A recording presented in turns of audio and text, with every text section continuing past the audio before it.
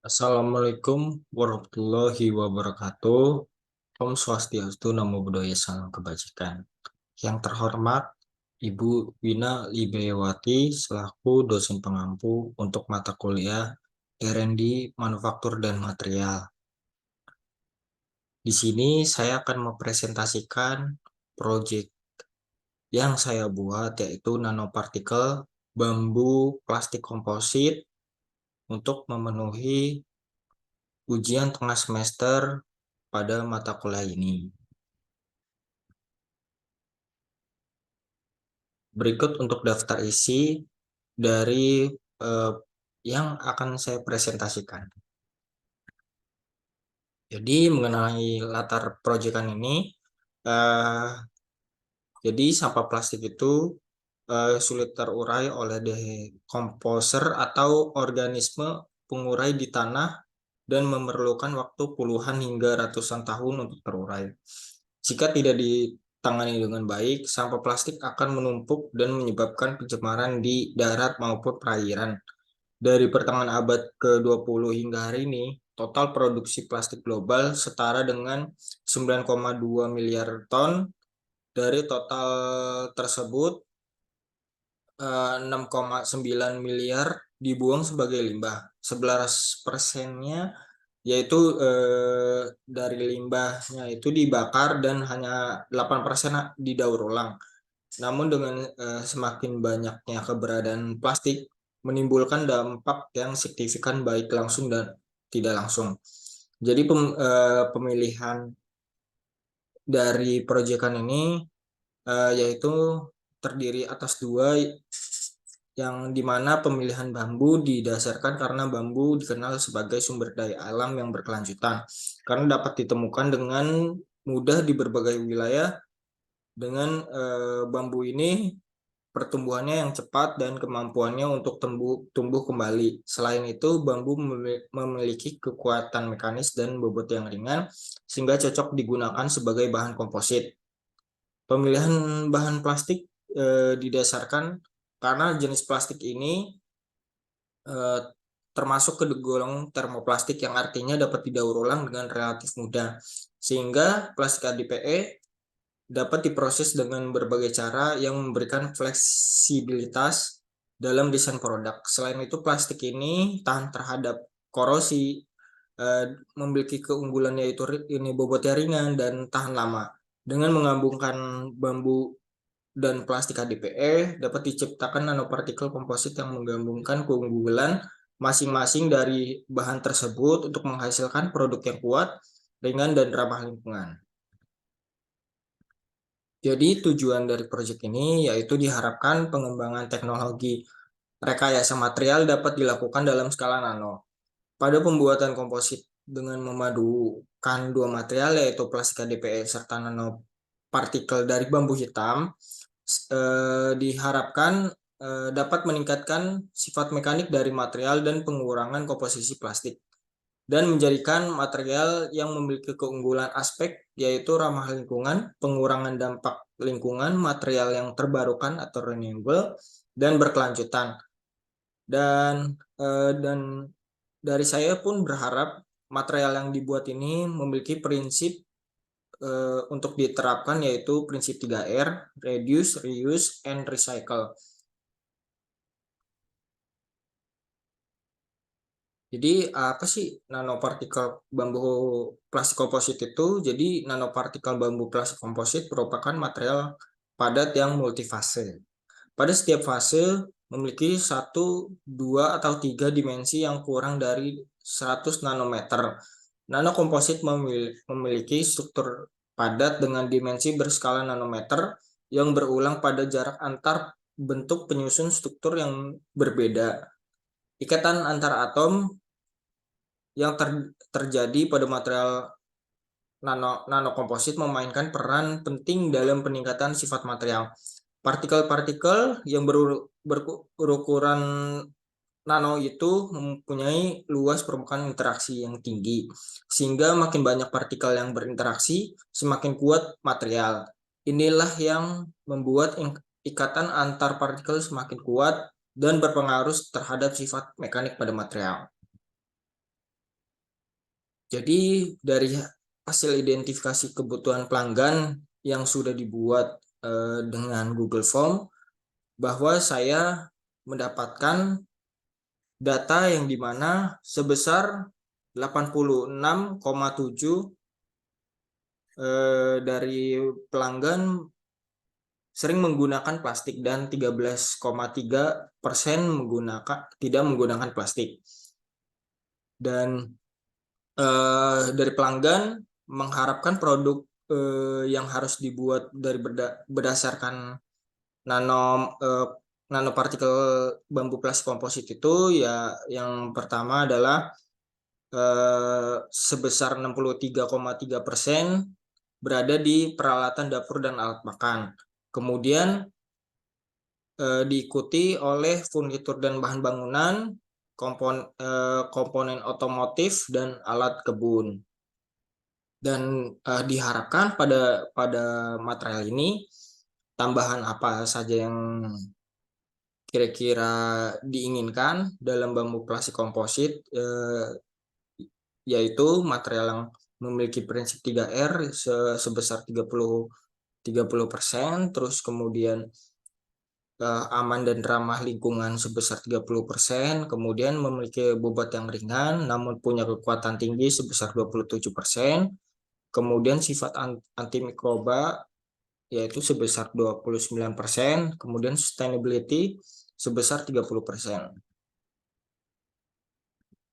Jadi target capaian spesifikasi produk untuk produk nanopartikel bambu plastik komposit, target capaiannya digunakan dalam peralatan dapur dan alat makan. Target capaian spesifikasi dapat mencakup beberapa aspek khusus yang relevan dengan penggunaan tersebut. Namun beberapa target capaian yang diinginkan dalam formulasi plastik dengan nanopartikel bambu ini meliputi yaitu ketahanan panas, ketahanan terhadap bahan kimia, ketahanan terhadap noda dan warna-warna kimiawi, kesehatan dan keamanan, dan keberlanjutan. Berikut untuk diagram alir ya, di mana diagram alir ini berfungsi untuk memastikan sebelum produk itu dipasarkan, produk ini akan dibuat sebuah prototipe terlebih dahulu, yang dimana dari tahapannya yang pertama adalah pemilihan bambu. Yang terpilih adalah bambu hitam, kemudian dari bambu hitam tersebut akan diserut yang akan menghasilkan serabut bambu, terus akan dilakukan pengeringan, yang dimana pengeringan ini untuk mengurangi kadar air dari bambu tersebut, kemudian akan dilakukan blender kasar, kemudian akan dilakukan blender halus, kemudian akan dilakukan pengayakan dengan saringan. Jika ada dari bambu tersebut tidak melewati saringan, bambu tersebut akan digiling kembali di blender halus. Kemudian yang sudah melewati ayakan akan melalui proses saringan dengan ukuran mesh 200, yaitu setara 58 mikron. Kemudian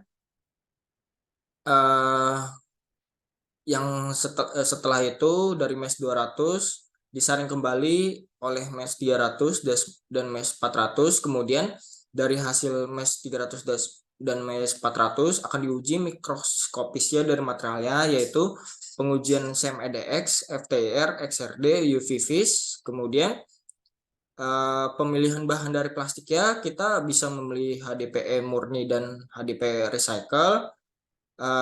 Dari HDPE recycle kita akan mengumpulkan dari pengepul sampah, yang dimana dari pengepul sampah itu kita akan membersihkan bahan HDPE recycle tersebut.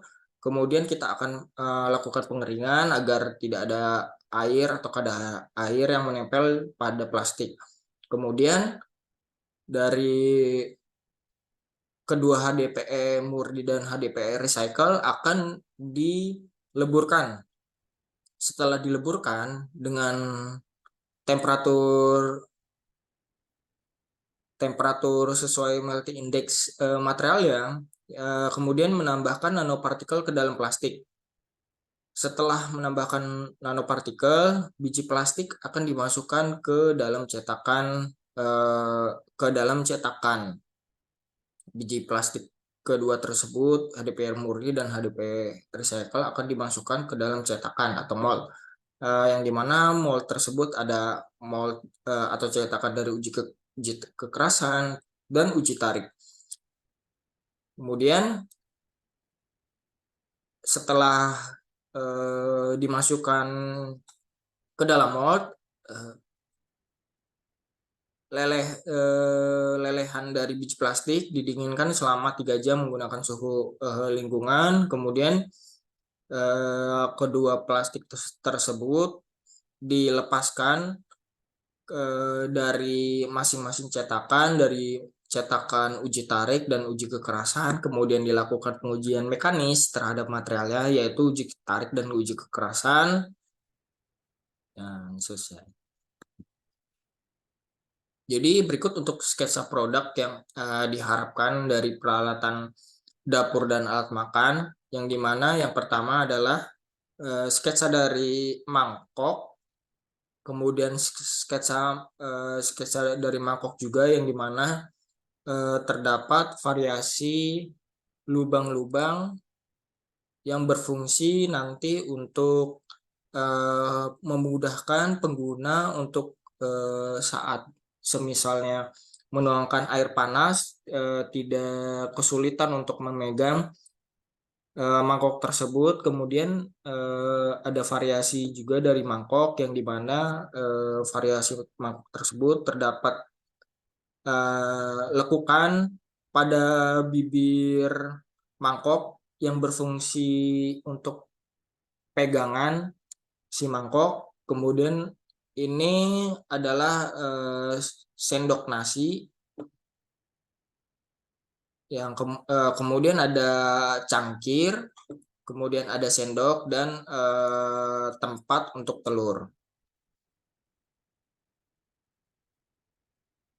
Jadi berikut desain yang terpilih dari sketsa yang sudah dibuat, yang dimana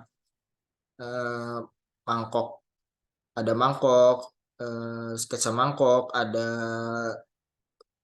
sendok nasi, sendok makan, terus cangkir, kemudian wadah untuk telur. Jadi kesimpulannya pada proyek ini, pada proses pembuatan nanopartikel bambu plastik komposit memiliki bahan utama seperti plastik dan bambu. Dengan menambahkan partikel-partikel yang berukuran nano dapat mempunyai nano itu mempunyai luas permukaan interaksi yang tinggi, sehingga makin banyak partikel yang berinteraksi, semakin kuat material. Inilah yang membuat ikatan antar partikel semakin kuat dan berpengaruh terhadap sifat mekanik pada material. Pada hasil identifikasi produk bahwa sebesar 63,3% konsumen tertarik dengan nanopartikel bambu plastik komposit, dan diharapkan diaplikasikan ke dalam produk peralatan dapur dan alat makan. Pada prototipe produk yang akan dibuat nanti, bahwa pengecekan kualitas itu terdapat teknik pengendalian kualitas, yaitu dengan pengujian mikroskopis dan pengujian mekanis. Diharapkan dengan adanya nanopartikel bambu plastik komposit menjadikan material yang memiliki keunggulan aspek, yaitu ramah lingkungan, pengurangan dampak lingkungan, material yang terbarukan, dan berkelanjutan. Berikut daftar pustakanya. Cukup sekian yang saya presentasikan. Kurang lebihnya mohon maaf. Wassalamualaikum warahmatullahi wabarakatuh.